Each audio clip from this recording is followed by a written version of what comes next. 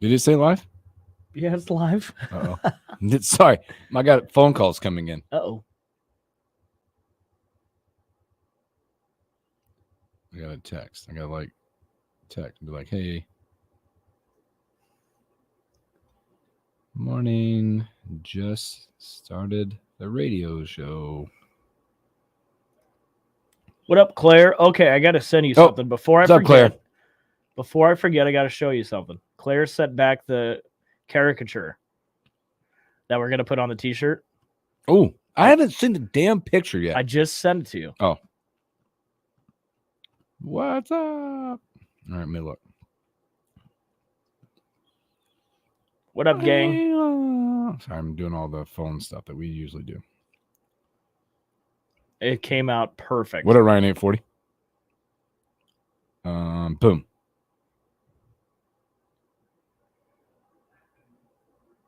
Oh, damn, that's awesome. Isn't that good? Yeah, it's awesome. Check this out, everybody.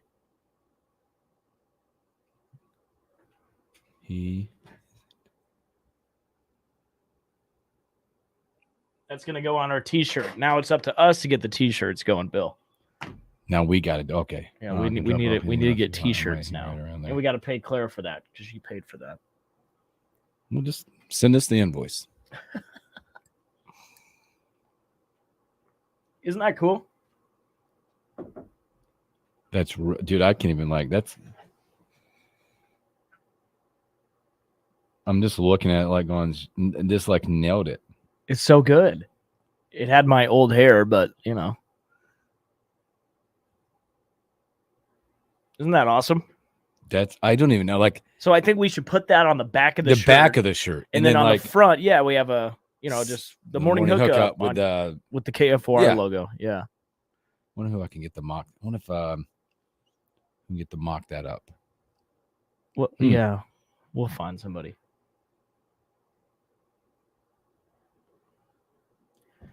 Well, let's hope that one woman is actually dead. The girl in the nursing home. Oh, that's incredible. Now they're saying she passed away for the second time. Can you believe that? That's crazy. You know, I ain't time. It ain't my time. It's like that scene in The Office where Dwight said the Schrutes, they shoot the body in the coffin to make sure it's actually dead. Yeah, I mean, no, stop. Ryan, you want one of those T-shirts? We got to get those done, Bill. Yeah, I know. We're gonna get on. Let's get on that. Let's go. I'm just thinking through the process now. All right, here we go. Process. Because that is sweet. And actually, I look way younger in that one than I do right now. Thank you. Look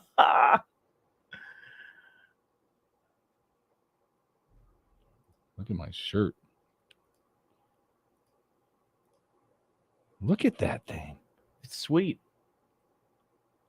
Well, I love the fact that you got capris on, I think. Oh, Ernesto has a good idea. We could do baseball jerseys. We could do baseball capris? Shirts. Oh, that's a good idea. Aren't you wearing capris in that? Am I wearing capris? Yeah. Uh-oh. Aren't they? Or are they just really short, like shorts in the picture? I'll have to take a look. They're really good.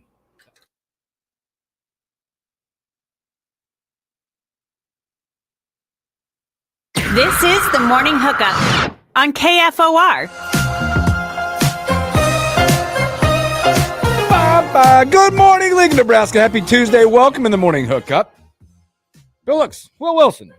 What's up, everybody? What's up, man? If you haven't been following on the stream, you're missing out, man. Will, we got this mock-up of this caricatures of us. Yeah, my sister Claire, she took the initiative because we had the idea of putting a caricature of us on T-shirts. Yeah. And we finally got the caricature back, and it's amazing. Yeah, we'll have to post a picture on our Twitter page or something, X page, so people can see it. Or, you know what? Why don't you just go over there right now to either YouTube, we'll search up The Morning Hookup, subscribe and watch, or on X, Facebook, at KFOR Radio, or at KFOR Sports. You can watch us. Chime in and say hi. You can make comments. Yeah. Make fun of us, laugh at us, whatever you want to do. People are good at that. Yeah, well, we're good at helping it. I think about the show a lot, man, and I just love how our show is so different than anything else in this town. Mm-hmm. And I truly think it's the best. Yeah, I feel really good. You know what? There's a lot of times in like life or at work, like you just go somewhere and it doesn't feel like what you're actually doing. Mm-hmm. And again, I know this is work, right? Technically, but it doesn't feel like that. No. We get to be passionate about stuff that we enjoy. Show up, we get to interact with everyone that listens or streams us. It's just so much. It's a lot of fun for me. And we've made how many new friends? Oh my gosh. Just You being know? there, being down at the bar or at the tap, because a lot of these, great listeners are down there, or you see them on the road, the street, whatever. You get messages from them. It's just cool. Yeah. Get to make connections with people that listen or follow you on Twitter and stuff. I just made a connection with Greg. You know, he has a great passion and purpose out there that I am as in another part of work that I get to do, with restaurants.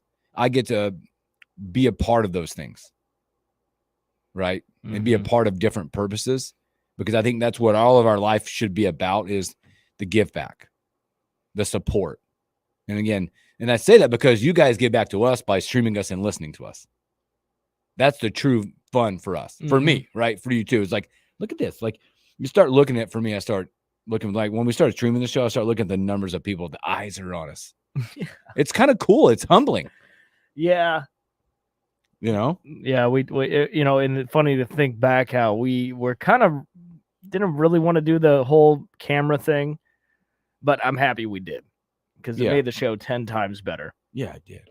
So we appreciate you guys. So hey, last night you started a new dart action, right? Summer Dart League. This is like, correct me if I'm wrong, this is the one that was like kind of, you didn't think it was going to be competitive, right? Well, it's competitive, but it turned into like more competitive than you thought. Yeah, like, this is like an exercise league, right? Yeah, we're gonna competitive, but it's summer. We're in the off season darts. I mean, yeah, it's like summer football. The only reason I say that is because, compared to the other leagues, the top teams don't really play in this one. So it's a little more fun, not overpowering teams, so it's fun. It's a fun league. And so we started it yesterday. I'm playing with my buddy Ryan, who, we played in a league together before. And, it was funny because I haven't thrown a dart in like 2 months. So I was going in cold. You need time off. And I was feeling good in warm-ups, man. I was on it. And it took me a while to get going in the tavern games. And, we ended up losing 2-3 last night. You know what? But I wasn't mad about it. Back into it. It is what it is. It's those games and the stuff that we get to do like that. It's about hanging out. Exactly. It's about hanging out with buddies or meeting new people and doing something you love. I mean, it was fun. It was a good time. It's going to be a fun year. And so we got bags tonight. Hopefully the rain stays away. Yeah, it looks like it's kind of pushing off a little bit, Okay. But always, you never know. Like right now, they're saying between 5 and 6. They've narrowed it down. Mm-hmm. There's some passing stuff that might come through it too. Okay. But if you look at the radar, it always goes like that, right? But you don't know. Keep the eye in the sky like you always do. For you, like you had darts, but starting over, like I was telling you the story today. It was about my kids. I think summer started yesterday. Obviously, summer technically is not to June 24th, or is that what it is? I think it's like later in June, right? It's not actually summer yet. It's still spring technically, right? But I think they started summer yesterday because you had Memorial Day, and that's kind of cool. Then you're like camp season kind of started. My boys had camps. Like yesterday, it was like clear out, sleep in. They got to nobody had to wake them up at 7:30. They got to go to the pool all day. They got to go out and play a little round of golf. They had buddies. I was happy for them. Man. Tanner, my little guy, had a couple buddies stay the night. They were up to about 2 o'clock in the morning. They were up at 9 running around like summer. I miss that. Isn't it amazing? Miss it. Imagine doing that right now. Kids have an insane amount of energy. It's mind-boggling. Like my wife said, I'm like, the little guy's up yet? She's like, oh yeah, and they're up with a vengeance. Like they wake up and are running around the house because you don't have to go to school. No, that's what I've been saying. I want to become a teacher, so I actually have a summer. There should be like one day a week. Maybe we make this movement somehow. One day a week that is declared adult summer day. Ooh, in the summer. I love that. Would you take a Wednesday? What day would it be? I know don't count the week. It got to be Monday through Friday. Oh, Monday through Thursday. Thursday. Yeah. So take Thursday would be like national half off day. Enjoy adult summer day. Oh, that is a good idea. between 12 and 1. Everybody just lets everybody go home, and you get to enjoy a summer day. Oh, yeah. All the pools around Lincoln, well, we whether actually it be country clubs or whatever, public pools, they're adult-only days. Yeah. Well, we kind of have that coming up. June 19th, we won't have a show. Yes, we're off. I'm taking off. So that's kind of works out. Oh, that's right. You're leaving. leaving. Yeah. Okay. That's the day we're taking our family What day is vacation. that? It's a Wednesday. Wednesday. Okay. That's the day we're taking our family vacation / 13-year-old baseball trip to Colorado. So we are like meshing. We're putting the two worlds together. Cool. So we're going to do it that way. Well, I'm going to get Robin. All right, let's get Robin. We have Robin Washut, who, by the way, fresh off vacation. So we'll have a lot of fun talking to him and see what's going on. Okay, and we have Bryan Munson. We'll have it with him. Nope, that didn't work. What's going on here? Oh, we got phone problems. No, we're good. We got phone problem. We'll get to all your comments too, Morning Shane, as well, coming up, because there's a lot of commenting. A lot of you guys are hanging out. I'm going to have Robin Washut. Robin Washut. Get to make fun of Robin here in a minute. Hello. Robin Washut, you're on the Morning Hookup. Live on the air. We'll do it live. Yeah, we're going live. What's up, you city slicker? What's happening? Nothing much, man. How was your vacation? Good. It was long, especially the drive back. We went all the way from Sheridan, Wyoming to Lincoln, which is about a 12-hour hit. In one shot, we made multiple stops and took the scenic route back, drove by Chimney Rock, so the kids finally got to check that off the bucket list. And I got to see everything Western and Central Nebraska had to offer, so it was good. Did you stop at Ole's? We did not. I recommended it. My wife shot that one down though. But one of these days, maybe once the kids have a bigger, we can outvote her. Yeah. Do you have as you're traveling that far, because as a parent, you have two kids, and I did it back in the day. We'd travel like that. What's the method to the madness? Because at some point, you know what, it hits the fan in the car. It always does. Well, is it like a half Dramamine, or is it like, what are we talking about? Well, thank goodness for technology.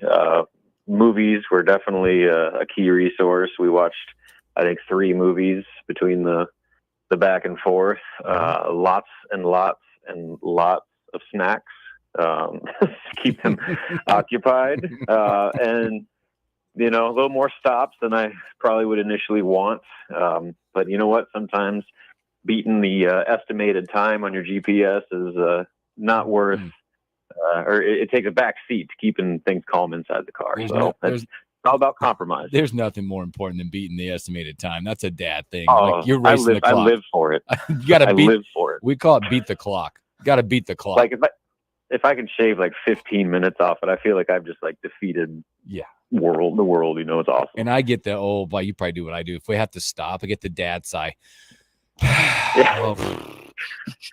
We just stopped 2 hours ago. Yeah, 2 hours ago. Gotta go. Again, we got Robin Washut, HuskerOnline.com. Well, Robin, catch us up. I've been waiting for some news, because every time you put out Coach Hoiberg on that picture with him on the phone, I'm expecting something, Coach. Yeah, you and everybody else. You set the precedent now.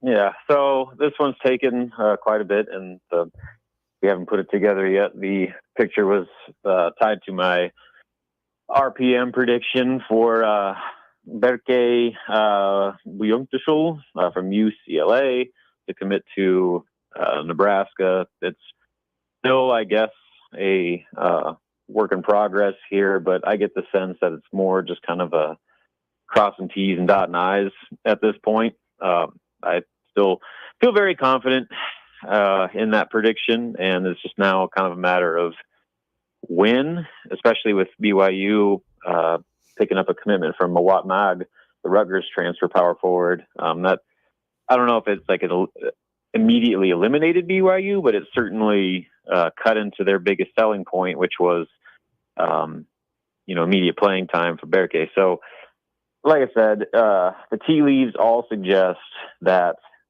it will happen eventually. One thing to keep in mind is that UCLA operates on a quarter system, so they're technically still in school. So maybe I think they go till the last day of their spring quarter is June 15th. So they're still a bit of a ways away. So maybe that has something to do with it, that they're making sure that, the academics are all in order and transcripts are all, ready to go. And so like there's always different hiccups and hurdles that come along the way. But like I said, I haven't wavered on that prediction and just view it as a very extended phone call for Fred. It's going on like 3 weeks now. Yeah, like Fred, man. The minutes are piling up, my man. Yeah, I know. He's got a good plan, though. Nebraska's shelled out big bucks for that. So if he commits, let's say he commits, does that pretty much lock up this transfer class? Not necessarily. They have 2 spots. And I think the thought was they were just going to keep that one spot open. But, they're still actively looking around. Trevon Brazil, the forward from Arkansas, his name popped up where Nebraska was kind of throwing their hat in the ring there. So thing is, like, so are like a lot of teams. And so, Nebraska was one of the first to reach out. I don't think that had anything to do with Berke. I think it's not an either or situation there. I think Brazil is a guy that is enough of a talent that you take him no matter what and figure it out. So, those are the types of players that I think that last scholarship, assuming Berke's in, how it will be used. Like if there's like just a no-brainer talent that you have a chance to land, I mean, you have that luxury with that open spot. If it doesn't work out, then I think they're perfectly content with continuing to hold it on into the summer and maybe even into the season. So, like I said, the priority is Berke, and I feel good about their chances with that one. And then with that last spot, if you can get a guy like Brazil, like I said, it's no brainer. But if you're not getting a player like that, I think that they probably will lean towards keeping it open and just having that luxury of an open scholarship in case something else pops up down the road. Robin, have you had a chance to look at, obviously it's way out, projecting and looking at the Big Ten for next year and what the landscape looks like? Because I know I wanted to throw my laptop, or actually my phone, and actually retweet your tweet about the big guy for Purdue and go, well, duh, of course they got another one. But if you had a chance to look at, I mean, it's just like they keep reloading guys, like they're making 7-footers there at Purdue. But if you had a chance to look at the landscape and where Nebraska could kind of fall next year. I think right now they're kind of on the good side of the top half of the league. I think most people have them projected around, anywhere between 8 and 10, which, doesn't seem all that great, but now the league's 18 teams. So, they're right on the fence of being on the back end of the top half of the league. And so that's the thing with, the Big Ten this year as compared to last is it's going to be pretty good. Like Indiana has had a really good offseason. Ohio State has had a really, really good offseason. Michigan State has gotten after it. Michigan, after having one of their worst seasons ever, has done a lot of work with their coaching change and some of the transfers they brought in. So that's the thing about this type of conference is that teams usually aren't bad for very long. And then you add in UCLA, which is being projected as a potential Final Four contender. USC has Eric Musselman and has done a ton of work in the portal. So they could be much better. So there's just a lot more to contend with now. And so Nebraska, I think they feel good about the offseason they've had to date, especially if they get Berke and, are able to really kind of round out that lineup and get some front court depth. But everybody else did a lot of work as well. So the one thing Nebraska has on its side is they're going to be one of the oldest teams in college basketball, just with the makeup of their roster and the experience, maybe not necessarily all at Nebraska, but just the years of college basketball experience they're going to have on that roster. That's going to make them as veteran as any team in the conference and in the country. And when you look at trying to deal with that increased competition, that's what you want. They're not going in there with just a bunch of young guys still getting their feet wet. They're playing with a bunch of men, and so, that I think is going to help them contend maybe a little bit better than maybe a normal roster would. So we'll see how it all shakes out. The guys are starting to come back to Lincoln this week. I think Monday is their official start of summer workouts. So ball's starting to finally get rolling on the 24-25 season. Like I said, there's still a little bit of work to do to complete the roster. But, I think this is kind of the first step in getting this squad ready to go to face probably a much stiffer challenge in conference play than what they saw a year ago. Robin, give us an update on Keisei Tominaga. I saw he's been doing some workouts. Any idea how those are going? Yeah, not much. There's not usually like evaluations of how a guy did, but he's had, I think, 3 that we know of. His most recent one was with the Bulls. I don't know. Like, I still think it's a long shot. I certainly don't think he's going to get drafted. I don't know if his prospect is there. And then you got to ask yourself, like, is he better off like going the G League route or making probably more money and playing overseas? And another thing to keep in mind is you can take an international contract and still keep your options available for the NBA in a year. So if he goes back to Japan, he can work out his contract to where next off season, he can put himself back in the NBA pool to try to do it all over again with a little bit more professional experience under his belt. So, he's still going through the process. He's an intriguing guy just because of that shooting. And, there's a lot to like about what he brings to offensively. But I just still think that, the offensive skill set isn't enough to counter the defensive deficiencies and just his lack of size and strength that are going to be a problem for him at the next level. Hey, Robin, last one before we get to a little football, looking at the schedule a little bit. I kind of not broke it down, but I looked at it. I'm like, I feel like with where we're playing at the first 4 games or so, and you look at the times and the networks, I feel like they really want Nebraska to be good because this could potentially set up to really highlight and put Nebraska back in with. You got your own Fox at 2:30, you're on NBC with Colorado at night. You got Big Ten at 6:30, Fox Friday night. Don't you feel like if Nebraska can do something and produce results that you could really go, oh man, they're setting us up to be the media darling this year?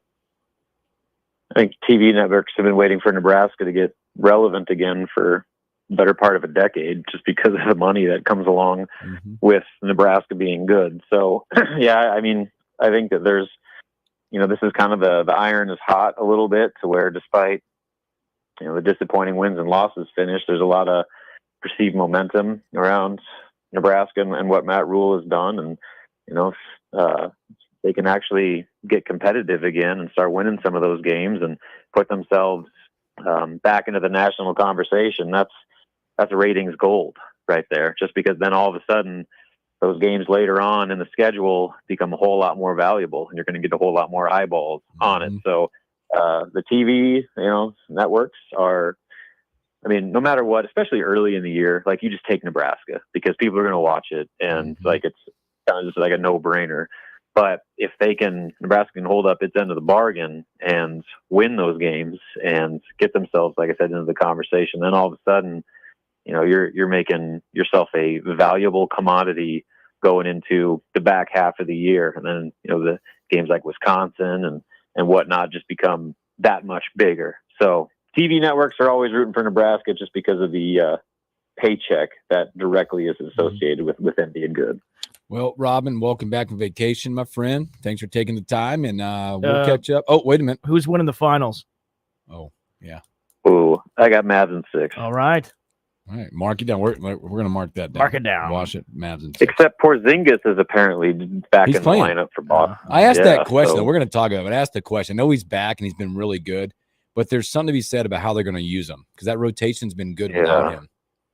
Yeah, no, that could be a good and a bad because all of a sudden you get a player like that and can throw off all the chemistry that got you there in the first place. So we'll see. This is coaching. This is where you make your money as a coach and stuff like this. Absolutely. All right, Robin, we'll talk to you soon, my friend. Have a good week.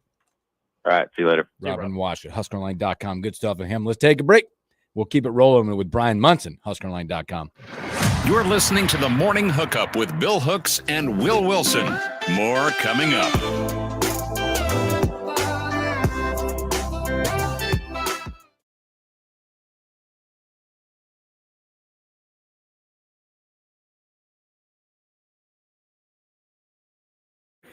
Good stuff. We got a lot of comments. I got to figure out where we're at. I have an idea. Yeah, We call it the pregame. We There's have a lot of- overtime. What if we call the breaks timeout? what we got? Time. That's a good idea. That's a great. We're in timeout. Sarah's here. Hi, Sarah. There's a lot of going on. Sarah, I saw you on the Salt Dogs tickets last week. Keep it sports ready and eye catching. Greg, good morning. Good morning, Greg, Shane. happy to I be said that earlier. Happy to be Facebook friends with you now. Yep. Will use the clothespin in his hand to dry. I have no idea. I'm just trying to figure out where we're talking here. Clothespin. I don't know. I guys are like food. I need a daily dose of the thugs. Thank you, Ernesto. Ryan 840, Hooksy, and Will 24. Will's too young to understand how a landline works. Wow. That is not true, Claire. Wow. Ryan 840, Dad driving 101 beat the ETA time all day long. No doubt about it. I always let my family know how many minutes, if we have to stop, an unscheduled stop, how many minutes behind we are now. I want those unscheduled stops to be like NASCAR pit stops. Get in, get out, and let's go. In late June, I'm going to Bemidji for a family vacation. Yeah. And I'm driving alone. It's about an 8-hour drive. Whoa. I think I'm going to do it Straight through. quick. Eight's Like, good. well, especially if when you're by driving alone. yourself, Wait, if you're alone, you could do it you quick. could totally set yourself up for success, Mhm. right? What's in the Yeah, mug? boo. Bourbon? No, it's No. coffee. Coffee. You think, Morning, Ryan Schmidt. think I'm drinking this early on a Tuesday? Oh, Tuesday. My bad. Forgot you. Thanks for reminding me. What's up, brother? You're coming. I like know. it. I've thought about. I did a lot of reflecting last week, and that's one thing. How I mean you thought were to about. me. Yeah. Yeah. Did a lot of reflecting. Yeah, I mean it's Tuesday. That's classic Bill pit stops. Yeah, man. It's a classic Bill pit. Yeah, man. Every time I drive to Denver, I always tell the wife we get one stop. So Yes, choose wisely. that's the truth. One stop to Denver. That's not great. bad. Oh, come on. What do you? It's like 6.5. You at least got to fill up once, Done. and then That's your one stop. You start. where are you gonna pee? You get it before you leave. Drain it. Get it empty. What if some Fill up people the have? gas. Empty. What if you have Monitor your water and your drink intake, and we're gonna stop probably like North Plattish, North okay. Platte? somewhere there, or like Gotham, somewhere, right? If you're gonna make a stop, you stop at Ole's in Yeah, Paxton. but you got to stop somewhere in there because that stretch of past North Platte to wherever you end up at, it is desolate. Mhm. Especially that once you enter into Colorado, terrible. Ain't nowhere to stop. Yeah, that's true. Just set it up, man. We're taking off. We're actually going to Steamboat coming up.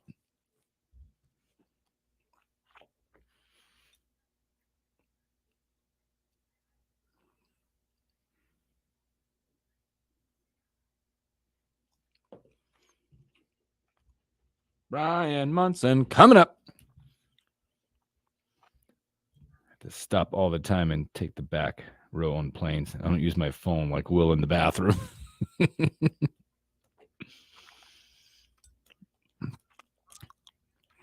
My goodness. Bryan Munson coming up. A lot of fun with Bryan coming up.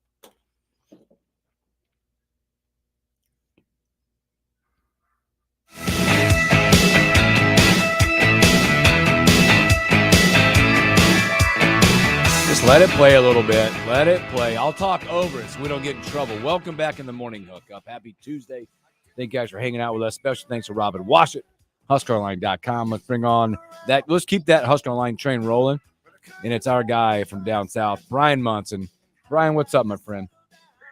I think Robin and I are the only, well, Abby too, I guess. We're probably the only 3 folks not on the road this week down here in Texas. So Yeah, you guys. I think Sean and Sip and Greg Peterson are all headed down to Houston today. Let's go. So, Well, tell us what's going on. Why is everybody in Texas?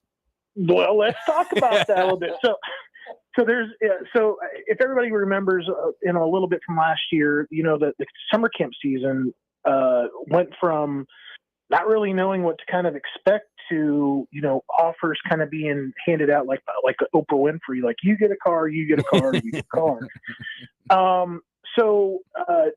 They started out on the road last year. They were at Mary Hardin Baylor, which is in Belton, Texas, which is kind of south of Waco, between Waco and Austin. Is how I would kind of generally describe that. So it's Central Texas. It really doesn't kind of fit into anything else. It's not Austin Metro, and really Austin doesn't have like a Metro. Pflugerville is still kind of stand on its own. Leander, stand on your own, whatever. So they were in Central Texas yesterday, and they were traveling down to Houston for camp today. So they'll be at, I think it's at Houston Baptist, I think is where they're at going to today. So yeah, and they, there were some things that happened out of yesterday's camp. First of all, there was a new offer to a kid that really started out his playing career in Germany in Dusseldorf. Now he's in Connecticut playing. His name is Konstantin Pashos. Big kid, 6'7", 240-ish. We got some quotes from him last night. He's picked up some offers. He's been kind of doing some showcases, mainly like 1AA FCS kind of stuff. Like, because I looked at his list, and it was some stuff like where we had gone, like Stephen F. Austin down in Nacogdoches, Texas. So, we've been through some of those schools before with my son, and but then they made another offer to a 2027 wide receiver from Lockhart, Texas. And so folks that know where Lockhart is probably are barbecue fans first off. But Jordan Frohock, he's a 6'2", 180-pound, going to be a sophomore wide receiver, really turned some heads yesterday. There was Brock. What was interesting though, was that Brock Boyd from South Lake Carroll was there. And now this is a junior wide receiver. He's 2026. I'm trying to remember this in my head here a little bit. So Brock Boyd was there, and Brock Boyd has had a Nebraska offer, since last fall. And he actually visited Nebraska this spring, and he's big time. He is a very well coached kid, and here's why: his dad is his high school wide receivers coach. So he knows what he is doing out there at South Lake Carroll. So it's interesting. It's interesting to see what kind of results we've already seen out of this, and we'll see some more. Hopefully, today we'll get a better understanding like what kind of talent. But I think the talent level in Belton, according to even talking to Sean and Sip off the record, it was a lot better this year than last year. So lots of good stuff happening down in Texas yesterday. We'll see what today holds. We're talking to Bryan Munson with HuskerOnline.com. Bryan, I'm so interested in David Sanders, and he did that interview, and he talked about his official visit to Nebraska. I just always find it interesting when these top-tier O-linemen make it to Lincoln. Talk about him, and is there a realistic chance that we could maybe land this guy? I know it's early. With David Sanders? Yes. So bad news on David Sanders is that Nebraska's pretty much out of it. So the visit that he took was kind of encouraged to him by Dylan Raiola. The unfortunate part about that is that Raiola wasn't in Lincoln that weekend that David Sanders visited. He was actually in Fort Worth for his sister's graduation from TCU. So there was a little bit of a scheduling, issue with putting Dylan, there at the same time that David was visiting. But the two got to know each other, through Georgia, through the Georgia recruiting experience there last year with Raiola being a senior and Saunders being a junior. So Yeah, Nebraska is going to be out of it with Saunders. He kind of told us politely at the Elite on 3 convention last week that, Nebraska's out of the picture, but I still think Nebraska is in it for some very solid offensive linemen. I caught up with John Mills actually last night from San Francisco.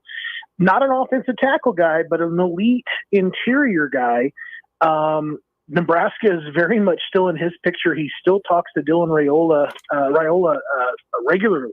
So Raiola is definitely playing the role here, guys, as being that recruiting coordinator, boots on the ground guy for the Huskers. Bryan, when you look at it, these guys are doing such a great job, I think, on the recruiting side and rebuilding the culture and all that, because obviously with people not leaving and jumping in the portal, you're starting to see that trend. When you start to look at the overall picture, where do you see, when they're like, here's the rhyme or reason, or what's the mantra on how they recruit? When you look at 25 on and now 26, are you starting to get a feeling of what this staff looks for, is approaching, and their methods? A little bit. Clearly the speed is an element that they have wanted to address, with it when it comes to their roster. I think they went out there and maybe to a little bit of a fault tried to go get those kinds of guys, a year ago, where they were, I'd say even like a year plus. Let's say right after, Matt Rule was kind of brought in November, we kind of kept seeing these guys popping up. Bryce Turner, Eric Fields, etc. And you just, it just hasn't yielded results across the board. It has in some places, don't get me wrong, but I think that speed was really a huge draw immediately for Nebraska. They felt like they needed to get faster. They did that. They upgraded at the right places. They had some dudes that were still,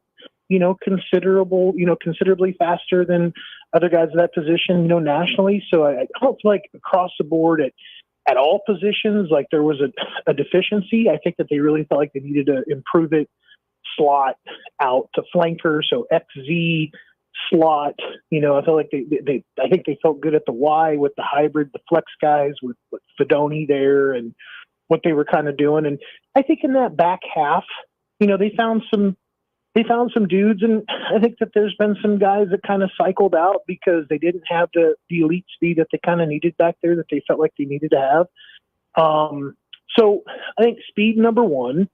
I think athleticism overall, number two. I think it's what, whenever you hear them bring up Harvard, you hear about these amazing stories, and you think about him in the dunk competitions. You see him running, gassers basically during the middle of the red-white game, and he's beating everybody across the field. You hear stories about him basically jumping through the ceiling, doing his workouts, like when he's performance testing. You just hear these amazing stories from all these guys. So I think athleticism across the board, but I think leadership. I think guys that are very disciplined, guys that take to coaching and have good structure and, are very coachable individuals. I think that those are other ones. But I think also the guys that are just not coming to the school with their hand out. I think NIL is an important part of the overall package now these days when it comes to picking out a school. But I do feel like there are those that are on a quest for something more. They're looking for not just the ability to develop into a great football player. They want to become a great person. And I think that's something that Matt Rule and his staff are also kind of latching on to, is that idea that they have guys that want to come there because they want to learn life skills from the University of Nebraska. We're talking to Bryan Munson. Bryan, Iowa, Nebraska, now prime time night game. Give me your thoughts on that. And then do you think we could see that continue as the years go on? Yeah, that's an interesting one. I think, like I said before, I think I'll finally be rolling out of my turkey coma by then. So that's good for me. But I think the prime time is, really what that game needs to really take on some feeling of rivalry. It's just always been some problems with me whenever you're trying to do that. Like, in the afternoon, and it's never been Oklahoma, Nebraska. No matter who you replace it with, whether it was the Buffaloes or the Hawkeyes, it's just never been. It's never really carried that kind of significance, right? Because it always played out with Oklahoma like the winner of that game was always going to the Orange Bowl. This game, even with Colorado with having a couple of exceptions there, obviously leading to national championship runs, or with the Hawkeyes, just Nebraska being down a little bit. It's not really had that kind of buildup, that kind of significance. But you put it in prime time, and you're drawing a larger national audience. I think finally you're going to get the media to stop ignoring that game as a game that you can kind of sleep through or go shop through on a Black Friday. It's now in that prime time. Bringing people back over, continuing the holiday weekend kind of thing, and here's kind of the way to kind of get into your nightcap. So I hope it continues. I certainly do. I think it's a more relevant spot, obviously, for that game, and I think it draws more national attention to it. Brian, when you talk about that, obviously you start looking at schedule. When you talk about recruiting, right? Our football, our actual schedule, and you start planning weekends out there. Kind of double folded here when I have a two-sided question. One, what in the recruiting world, what game times would they prefer? Because obviously, look, early on right now, you got 2:30, which I'm surprised Fox picked that first game up, by the way. That's another one, right. 2:30 UTEP. But then you go 6:30. And the second question would be is, how you feel like you lost a weekend of recruiting with a stupid Friday night game? Yeah. So let's start with the first one. So the 2:30 in the prime time slots, at 6:30 are the most valuable to Nebraska to bring in recruits. Mm-hmm. It's very difficult to get players to travel in from Florida, Texas, California. And I'm just landing on some big states, right? Yep. To where, they travel out of Dallas, getting into either KC, Omaha, or Lincoln. Those direct flights are very limited. And if they were going to take off and drive, which some of the kids can and have, they take off on Friday night after they get done.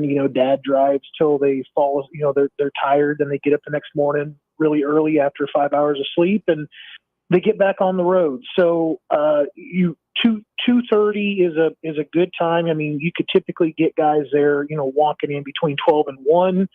So that's a good time. It doesn't set up very well for how Nebraska has conducted their official visits so far this summer, spring, because they have been bringing in the players on Thursday night. And basically it's like straight to the hotel. You go there, you stay there. It's no type of activity. We're going to kick off all your activities. We'll do Friday, Saturday, and then you'll do Sunday morning. You'll catch up with the coaches, do breakfast, whatever. You'll see Coach Rule, and then off to the airport. So they're getting their full kind of 2.5 days on campus.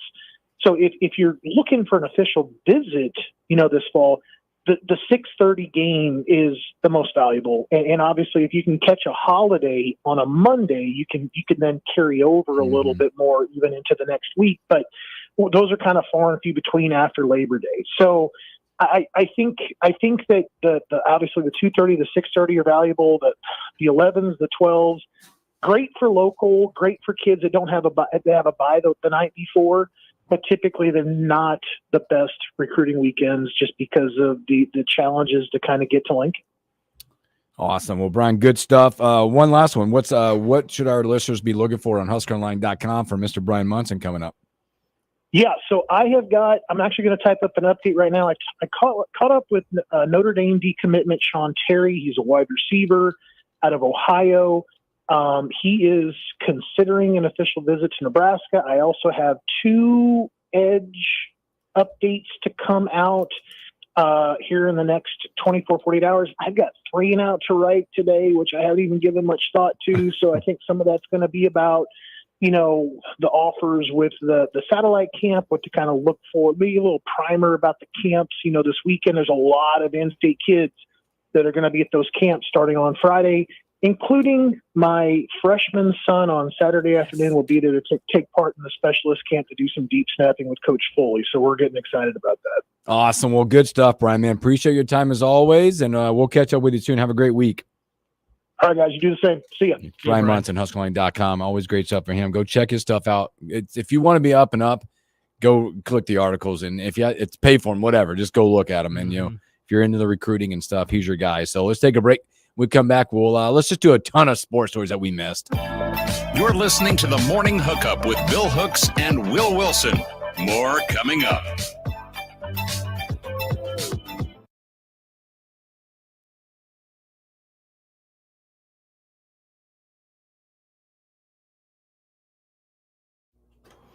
I have to tell you, Will, you can tell that for sure. We last Thursday, we had Coach Jody on for sure. He was awesome. Oh, yeah. Honestly, he did a great job as he always does. But we were kind of lost just because the Ask Will Anything. We tried a little ask Bill and Elijah some questions. That sucked. They like you way better than us. Yeah, well, what can I say? No doubt, I promise you. I'm a polarizing figure. You are. So they've been, I assume they've been holding questions for the next couple of days. Ernesto, it was the shortest. What number of clippers did you use on that mop? It was the shortest one that they bought at Walmart. Looks like a 2 or a 3, maybe a 2. Yeah. But yeah, tell me the process of that, because you just didn't did it just go straight clippers, or you had to cut a little bit first? You had a lot going on. They did the clippers on the side. They were going for a fade to begin with. Yeah, they faded you right off. And the hair on top it just didn't work. It was a little squirrely. Yeah. And I looked like I can't say that. Or can I? I don't know. Write on a piece of paper and show me. I made a joke that. I heard about your jokes before, buddy. You heard about my jokes? Yeah. I didn't hear it, but Elijah brought up something about the Boston Marathon and you. Oh, that was funny. I said that on air, and you didn't laugh at it. I didn't laugh. I was a little worried to talk about. I don't want to. I look like a certain tennis player. We'll put it that way. Right now you do? No, when I was getting the haircut, and I'm like, this doesn't look Andre good. Agassi back in the day? No, it was. Let me get this. I'll say it. No, it was kind of. Never mind. We don't have to get into it, but you should. And it just looked terrible. And I said, you know what? Let's just take it all. You're off. probably okay on the stream. No, I don't know. Maybe it's just true. I don't know. I don't want to get canceled. Listen, we have 1 hour to be explosive. It kind of looked like pink. It was kind of like pink. Oh, okay. And I'm like, yeah, let's not do this. So I said, let's just take it off. It's going to be a hot summer. Okay. And it doesn't look terrible. I'm not mad about it. It's actually the photo I have on my ID. It's actually, now I look more like my photo on my ID there. See that? So. Yeah. Andre Agassi. I said Andre Agassi. Yeah, I think that's what he was saying. Yeah. Andre Agassi. That's what I didn't even see that. But Agassi was the man back in the day in tennis. Oh, was he? Tennis world is kind of turning over right now. Yeah, because what's his name? Well, you had, if you follow that, Will, you're uncancelable. Thank you, Shane. Can I say it then? If you follow that whole tennis world and the peak, you've got Nadal, in the end, man, he just bowed out early on for the first time in the French Open, right? He owned Roland Garros. Djokovic now, is that his name? Yeah. Bowed out today with a knee injury. Yeah. There's another one that you're not seeing those top end guys are starting to wear down. Yeah. The end of eras. Well, you already lost Carlos Alcaraz. What's his name? Yeah, Alcaraz. Woo! He's good. He's incredible. He's really good. Incredible. Yeah, I mean, Roddick is already done. Oh, been done.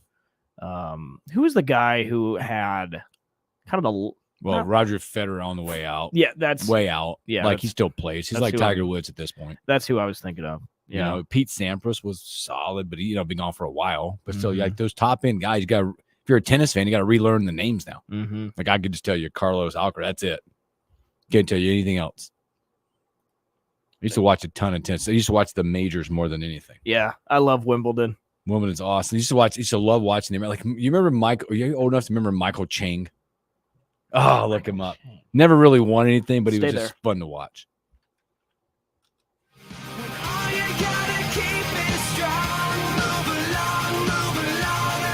Welcome back in the morning hookup. Special thanks to Bryan Munson with HuskerOnline.com. I don't know how we did it, but on the stream we were just talking about tennis. You might be like, we're talking about tennis. I enjoy tennis. I'm not any I good. enjoy watching. I don't enjoy playing at all. I did get this email. So Chang was the bomb. Yes, he was. Absolutely, he was. Michael Chang. What was I gonna say? Like they just got this email from Wilderness Ridge. They have new tennis courts and pickleball courts. They have a cardio tennis class. Yeah. It's about as far from my life as possible. If you ever want to play pickleball, hit me up. I love pickleball. Let's go to the phones. What's up? You're in the morning hookup. Oh, hold on. Oh, you are now. Hello. Hey, guys. Ernesto, what's going on? Not too much. I need my daily dose of you two and Rhino Mike. I need him to call in again. Yeah. When did he call in? He called in, was it a couple weeks ago? Yeah, he did. He rocked it. Oh, he's phenomenal. Oh, my God. If I could only be like him, really. I mean, I was very impressed. But, tell your PD's ears are going to perk up. Y'all need 2 hours. But I have an idea for the show. It's called The Cool Down. You can get an AC company to sponsor it, the heat of summer. And you guys, just kind of wind down and maybe talk about stuff that you're cool with that may be controversial. And then I got a couple of other segments if they'll give you the time, the haze in the barn, right before a Husker game, everything about the training and their preparation, fantasy focus. Oh, and the hay, you can get J&J Custom Hay in Malcolm, Nebraska to sponsor that. And then I got a couple of other good ones, the mental edge, or know your rules, or keep your mouth shut. Or for baseball dads, some of the baseball dads, are you an idiot, or do you just like to act like one in the stands? That's so relatable. I love you guys, man. And hey, celebrating champions. You always have tea on. Get some more of them. Hey, you can even bring my boy Scotty Frost in a Tito's bottle. Woo! The dude does his research. You're hired, Ernesto. The dude does his research. You're Did hired, you hear my him friend. name drop that company Yeah. in Malcolm? Yeah, you're hired. He lives in Jacksonville, Florida. Shane, you are so correct. It's Salt Dog have a day game today. And as we're going, I'm not, but nothing beats baseball and beer at 11 a.m. on a Tuesday. He didn't add the second Tuesday. I just did. Baseball and a beer. Yeah, they have an 11 o'clock start today. 11 a.m. Salt Dogs. So that will not be on the air today, just so everybody knows. No. We will not be airing that game No. on KFOR. Why not? Because we just can't. We just can't. Because I said so, Hooks. Shut up. No, it's true. We just can't do it. We have other All right. obligations on air. I like it. So, all right, should we rock some? Let's do it. Let's do stories that we missed. The stories we missed. The morning hookup. Sounds so professional there. Boy, the super regionals are set, Will Wilson. We've got them all set. The top 16 are ready to ballot out to get to Omaha. Coming up, man. Some really thrilling games yesterday. Being a Tar Heel fan, I watched it. What a great game, LSU, Carolina. 3-2. Pitchers were just relief pitchers. Were all over it. Play after play. Carolina gets a run in the 9th, a run in the 10th, and then winning and advancing in that one. Upsets, too, as well. Look at this, where you got Evansville. Evansville gets it done, upsets East Carolina in their region. They'll get, by the way, congratulations, you get Tennessee. Yeah. The number 1 seed. Florida State advances against UConn. There's a couple really good series. NC State, Georgia, really good series. 10-7 in that one. Oregon, Texas A&M. Florida advanced. How about that? Coming out of the loser side to advance and beat Oklahoma State, which now have hosted their regional at their site 3 straight years and have not advanced in 3 straight years. Wow. They get Clemson. How about K-State? K-State getting that huge upset against Arkansas, knocking them out. Yeah. They get a date in Virginia and Charlottesville. Oregon State having to come all the way across to play Kentucky, the number 2 team, in Carolina. They'll be at home. They'll host West Virginia. LSU knocked out. People are saying that a lot of bars in Omaha are a little upset that the LSU fans will be coming to Omaha And this year. rightfully, they should be, because the LSU fans will still come. It just won't be the droves of the expectation of what you're expecting. If LSU had end up getting to advance there, watch out. Yeah. The Jello shot record would have been over. Yo, I forgot about that. I wonder if they bring Roscoe's, that back. They probably will. Yeah. But yeah, so now you got your 16. They'll start. They got the best 2 out of 3 starting Friday or Saturday, depending on what their schedules are. Well, we've seen in the past few years, there's been like this stretch of sports cracking down on gambling. Yeah, You know, buddy.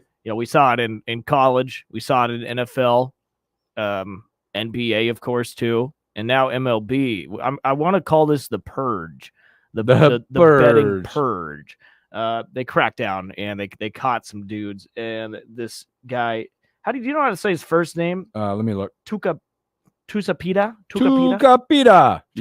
Marsano. He's played for the Padres. He just received a lifetime ban for betting on baseball. Woo! He bet a total of $150,000. He bet $87,000 on MLB. They said he was betting around $370 per bet, and he placed 25 bets. I said Padres. I meant to say Pirates. He played for the Pirates, and he bet on 25 Pirate games. Which that's the no-no. You can't do that. Can't do it. But he never played in the game. He never played in the game, but that's still a no-no. The other ones, like you said, there's 4 other ones that got put on it, but they're a year suspension. They're like little minor. The other 4 did was 28 bets with an average of maybe one had $25 a bet. Why can't these guys? They all lost money, by the way. Why can't these guys just be like every other degenerate gambler and bet on Chinese ping pong at 3 a.m. in the morning instead of betting on the sport that they're literally employed by? Some of these guys, like, you can kind of get why they're doing it, because if you read some of these guys, listen to this. Sorry, it's just like they don't make enough money.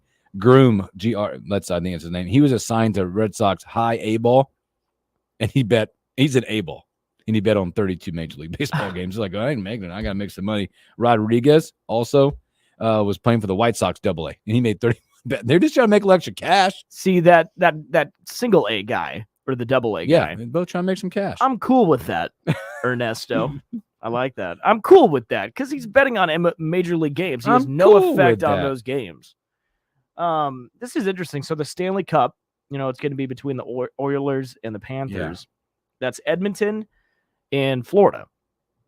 That's basically the complete opposite side of, the country. Florida and Edmonton. Yeah. And so it's 2,543 miles in between those two cities. So those teams, whenever they travel to each other's venue, have to travel 2,500 miles. It's insane. That's incredible. That's so far. Come on, man. Can't be further apart. That's how it goes, though. It's how the cookie crumbles. But still, it's the furthest between two cities in NHL history, the traveling. Did you see this report coming out as with the A's are moving to Vegas, right? Stadium's not even built yet, but they've had a request put in to play 10% of home games away from the brand new park and go to neutral sites. They want a reduction in home games to play neutral sites and all to build their brand and attract players to come play. Charles Schwab Field. So they want to do neutral sites coming up. But remember when the Royals played at Charles Schwab Field? They played a game there. Yeah. They should do that every year. They should have a game in Omaha every year. They should. And I remember the Royals were playing, and everybody went to see Gordo, and Ned Yost scrapped him because he had a shoulder injury or something. U.S. Open's coming up, by the way. Adam Scott, by the way, was playing against Cam Davis, and he lost. Adam Scott, the streak is on the line now. He's not in the U.S. Open. He's got to find another qualifier to try to get in.